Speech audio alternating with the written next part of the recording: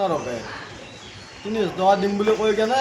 সি লাষ্টত আমাক আমি ঘৰ সোমাই গৈছোঁ, পিছে পিছে পুলিচ সোমাই দিছে, দি কেনে তাৰ মালেদি আমাকে পাকৰাই নৰকে ৩০ টকা দিম বুলি কৈ কেনে সি লাষ্টত আমাক আমি ঘৰ সোমাই গৈছোঁ, পিছে পিছে পুলিচ সোমাই দিছে, দি কেনে তাৰ মালেদি আমাকে পাকৰাই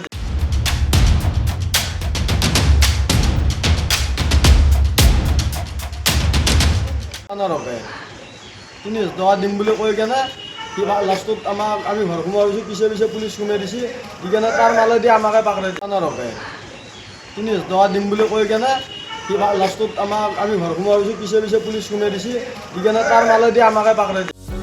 যিকোনো খবৰৰ বাবে যোগাযোগ কৰক আমাৰ এই নম্বৰত 9181 307 2221।